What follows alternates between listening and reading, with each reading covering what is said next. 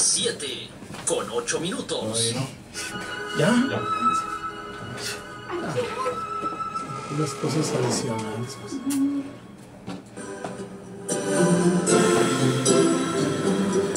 Bienvenidos a Confieso que he leído, con Juan Manuel Ávila. Póngase cómodo y tenga a mano su bebida favorita.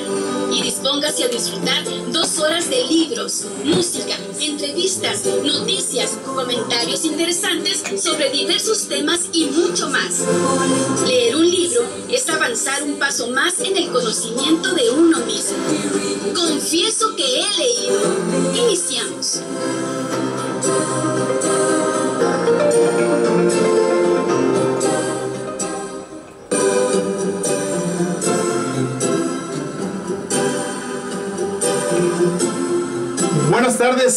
Buenas tardes, son las 7 de la tarde con 8 minutos en punto, desde esta bella, cálida, nocturnal, cada vez más fresca, pero siempre cálida y hermosa capital del estado de Sonora, Hermosillo. Es un gusto estar con ustedes hoy, lunes 28 de octubre de 2019, en el tomo número 75 de Confieso que he leído. Bienvenidos.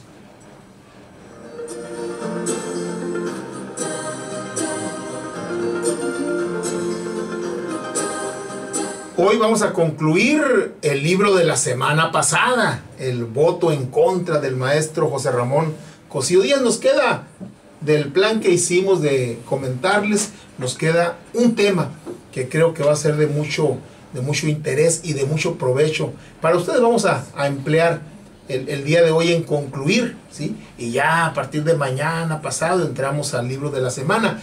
En esta semana vamos a tocar algo relacionado con la muerte, ¿sí? Y pues libros mexicanos representativos de la muerte, pues está en primerísimo lugar Macario, este libro de Bruno Traven. Vamos a comentarlo, así es que váyase usted preparando. Seguramente o ya vio la película, o ya leyó el libro, ya se lo comentaron. Vamos a comentar ese libro, la idea que de la muerte tiene el mexicano y que Bruno Traven retrató de una manera magistral en esa pequeña joya del libro que es Macario, de Bruno Traven.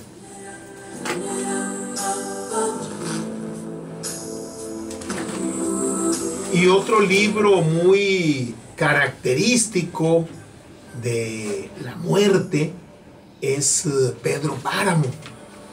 Pedro Páramo de Juan Rulfo. Es un libro de muertos prácticamente. Y vamos a comentarlo también. Realmente es un libro grandioso, es de lo más excelso que se ha escrito en lengua española, en el español mexicano, valga decirlo. Desde los años 50, Juan Rulfo se escribió esta joya de la literatura universal, al grado de que el Premio Nobel de Literatura Gabriel García Márquez reconoció haberse inspirado en la estructura, en el ritmo, en la forma, ¿sí?, en las expresiones de Pedro Páramo para escribir su gran novela fundacional de América, prácticamente de América Latina, 100 años de soledad. Entonces vamos a comentar algo también de Pedro Páramo. Vamos a comentar con esos 2 libros, no creo que nos alcance para más. Vamos a invitar, pues ya probablemente para jueves y viernes esté por aquí Mirna Beltrán. El jueves va a estar por acá Mirna Beltrán. Se va a traer su guitarra y se va a poner a cantar aquí. Nos va a mandar sus canciones. Nos va a mandar sus canciones para empezar a hacerle ambiente. Mirna Beltrán y el compositor, su compositor de cabecera, su manager es, a ver, ¿te acuerdas del nombre? Se llama Roberto. Roberto, no me acuerdo el apellido, ahorita te digo. Ahorita nos decimos el apellido. Ellos nos cedieron muy amablemente la música para los anuncios estos de Tatiasca, las promociones estos de Tatiasca y de Ludic. Los dos son muy bonita música, muy buena música. Carlos Roberto Ortega. Carlos Roberto Ortega, y es el creador de él es el manager, y es el que tiene ahí las... entonces lo vamos a invitar para que esté ahí con nosotros el jueves y que esté en vivo y que nos cante. Si se trae su lira, pues que se ponga a tocar. Fíjese, antes de emitir al aire tanto el promocional de Tatiasca como el promocional de Ludic, pues se lo dimos a escuchar a varias personas. Y prácticamente todos decían, uy, qué suave está la música, qué suave está la música. Sí, bonitos arreglos. Muy buenos arreglos, la verdad es que... Y lo vamos a tener por aquí el jueves, va a ser. Pero hoy vamos a concluir con el libro del maestro Cosío, Voto en Contra. Va a estar con nosotros Diana Ávila, en su sección El emprendimiento como estilo de vida, la sección para la reflexión, lo de la frase del día y la música. La música va a ser de Mijares. Mijares, van a ver. Yo sé que probablemente muchos de los que están aquí o no lo han escuchado o no les gusta, no es su estilo, pero vamos a invitar a que aprecien la voz, las letras, los arreglos de lo que hace gala Mijares en su música. Van a ver qué interesante, y vamos a disfrutar la música de Mijares hoy y mañana. Incluso hay por ahí una donde hace dueto con Lucero, ¿sí? Ya ven que ellos estuvieron casados y luego se separaron, y bueno, vaya usted a saber ahí. El caso es de que dejaron ahí algunas canciones a dueto, hace un poco de coro ahí Lucero en las canciones, porque ya con quien hizo pareja Mijares es con Emanuel, pareja artística, obviamente. Hasta donde sabemos es pareja artística. Entonces, este es el tomo número 75, que lo hacemos con mucho gusto. El equipo de Confieso que he leído, Edna Gabriela, Lupita, Juan Loaiza y Juan Manuel Ávila. Lo hacemos con mucho gusto para usted y todo el equipo aquí de Radio Sol. Y vamos a iniciar.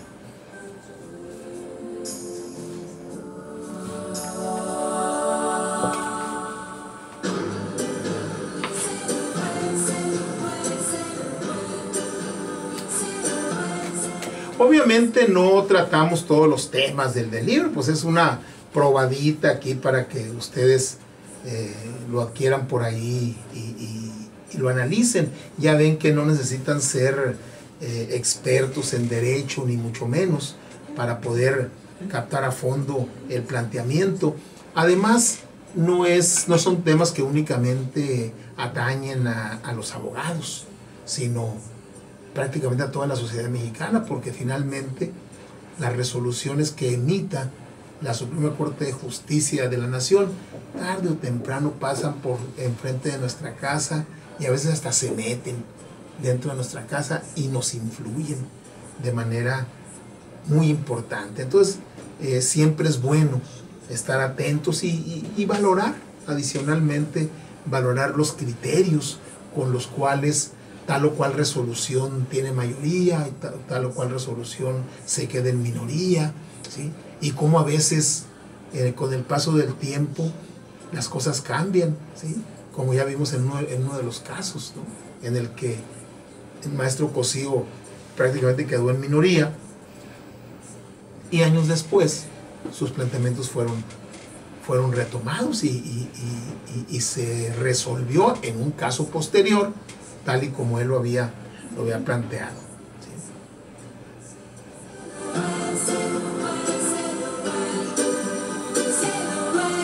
Les digo, pues prácticamente no es la idea de darles a conocer todos los temas. Son temas pues muy profundos, muy amplios, muy buenos, pero que requieren de la lectura tranquila que usted puede hacer ahí en su casa. Y les vamos a compartir el último de los temas, el tema número 12. El tema número 12 se llama Contra la discriminación en el divorcio.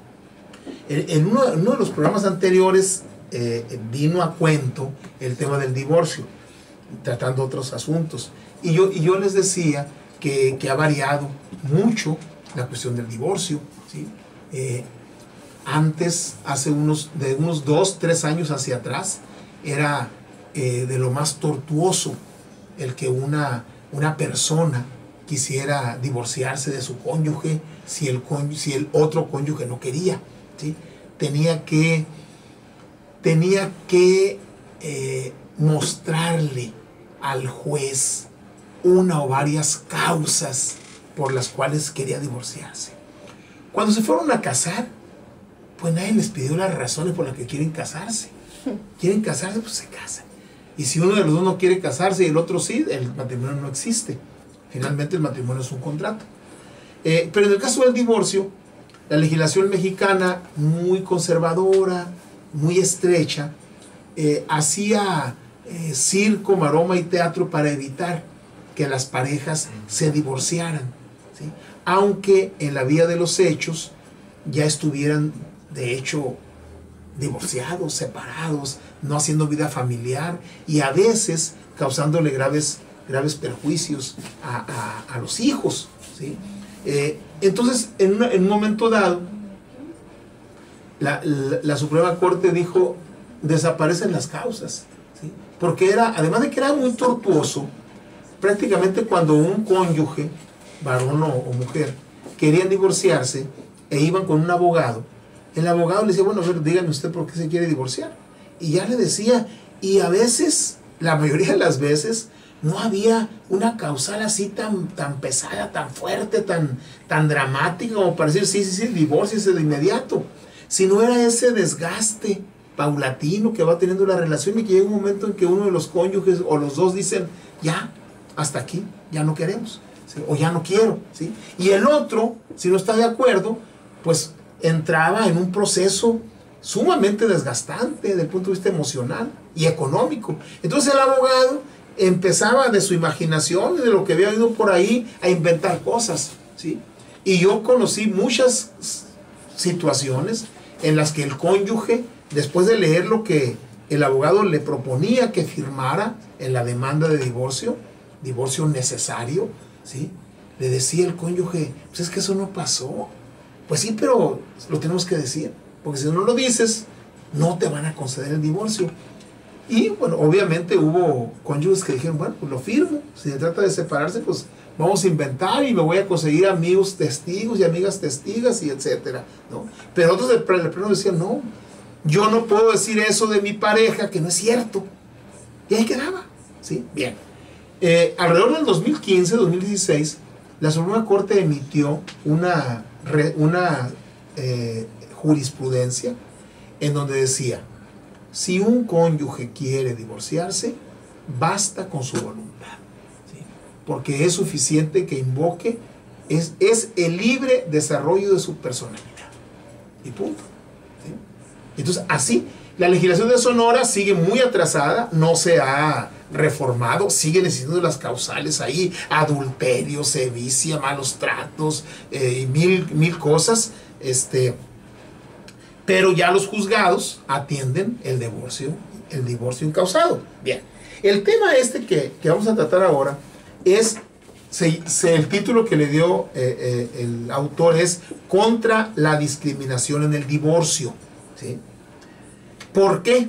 Porque hay legislaciones en donde hay preferencia maternal en la custodia, ¿sí? O sea, al momento en que se divorcia una pareja, ¿sí?, el juez, antes de extender la carta de divorcio, dice: hay hijos menores, ¿con quién se van a quedar? ¿Sí? Entonces, si no hay ningún problema adicional, ambos tienen derecho a verlo, pero ¿en casa de quién va a quedar? Y en varias legislaciones dice que si son menores de 12 años, invariablemente deben quedar en casa de la mamá, sin tomar en cuenta el caso concreto, invariablemente, ¿sí? Salvo que haya cosas de drogadicción de la mamá, cosas muy graves de conducta, salvo eso, pero en automático, ¿no? Entonces se da este debate en la Suprema Corte. De entrada, el maestro José Ramón Cosío Díaz empieza hablando de la valoración que hacemos los mexicanos de las madres. Habla del 10 de mayo, habla de cómo pues, hay una veneración por la mamá y se considera que es uno de los grandes amores de los mexicanos. Todo el mundo tiene alguna historia que contar muy positiva acerca de la mamá, etcétera, ¿no? Y dice el maestro, imaginemos a un chico de 10 años cuya pasión es el fútbol. Ambos padres lo apoyan al niño, ¿sí? Ambos son amorosos, apegados al menor, los dos están pendientes de sus estudios, los dos lo atienden, son padres perfectos, los dos, ¿sí? Pero un día, por diferencia entre ellos, deciden divorciarse, e incluso divorcio de mutuo consentimiento. O sea, cuando es de mutuo consentimiento, firman los dos y el juez no tiene más remedio que divorciarlos. Hay un mayor problema, ¿sí? Pero esto ocurrió en Nayarit, y en Nayarit la ley señala que el niño tiene que quedarse con la mamá, ¿sí? Pero, ¿qué pasa si el niño se siente más cómodo con el padre? ¿Sí? El padre comparte su afición por el fútbol, la mamá no, prefiere el fútbol americano, ¿sí? No es que la madre implique un riesgo, al contrario, la mamá es cariñosa, está al pendiente de las necesidades de su pequeño. Sin embargo, con el papá se divierte más, se siente más motivado cuando es su papá quien le ayuda a hacer las tareas, ¿sí? Siguiendo el principio que ordena privilegiar el bienestar del niño, entonces cabría de pensar, bueno, entonces el niño se va a quedar con el papá, pero la ley dice que debe de ser con la mamá.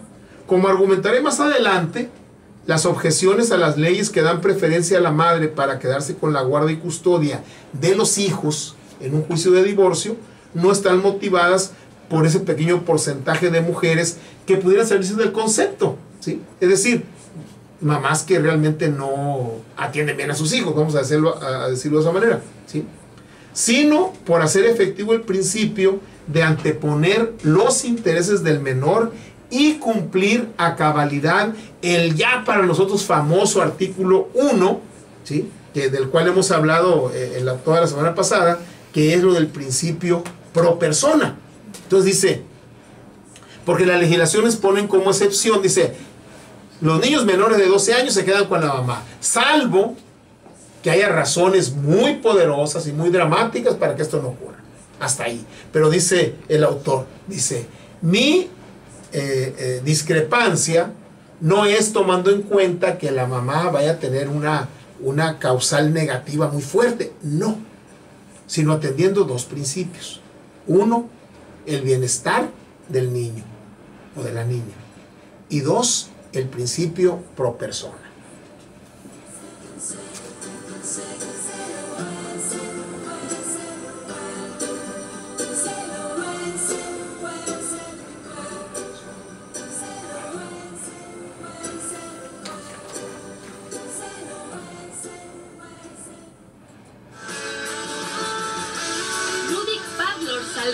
Presente en Confieso que he leído.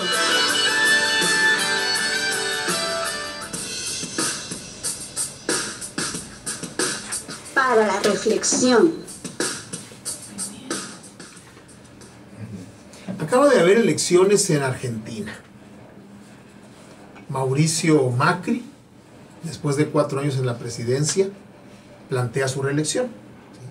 Pero Alberto Fernández, del partido peronista, ¿sí?, se le enfrenta, ¿sí?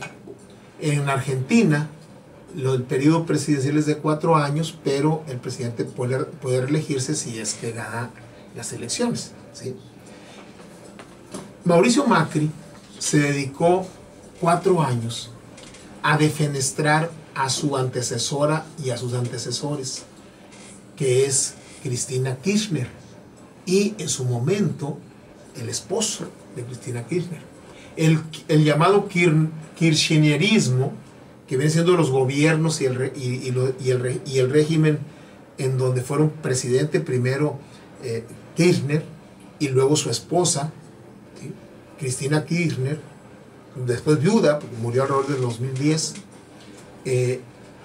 contra ellos hizo toda su campaña Mauricio Macri y derrotó al kirchnerismo, lo derrotó, ¿sí? Y todos sus 4 años se dedicó a criticar fuertemente al régimen del pasado.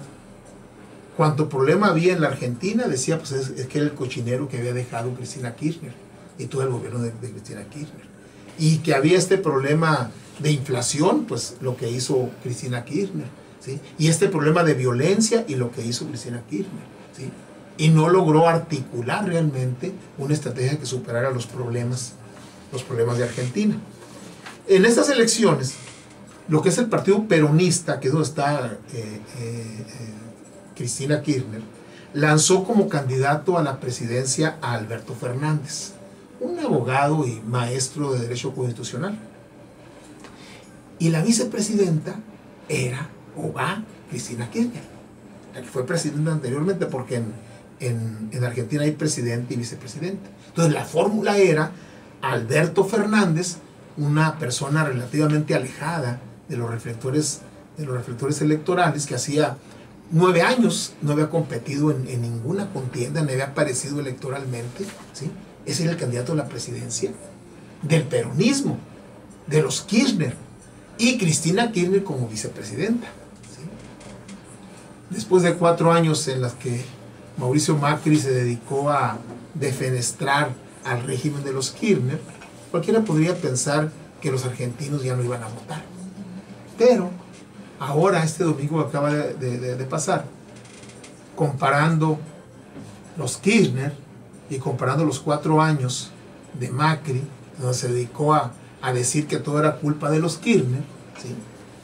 El abogado Alberto Fernández y su compañera de fórmula, Cristina Kirchner, obtuvieron el 48% de los votos y Mauricio Macri el 40%. ¿Sí? En Argentina hay segunda vuelta, pero cuando el que gana obtiene votos superiores al 45%, no hay segunda vuelta. Entonces en Argentina, en una segunda vuelta se decidió el destino de Macri, el destino de Kirchner y en buena medida el destino de los argentinos.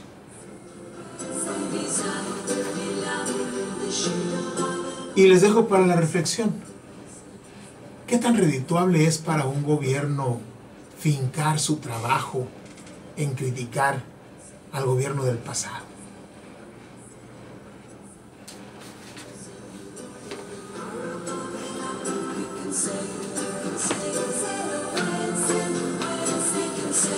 Tomamos separador, lo colocamos y vamos a escuchar la primera selección musical de Mijares. Y Mijares nos dice, con esa potente voz de barítono que tiene, nos dice que no se murió el amor. Y yo le creo. Enseguida volvemos.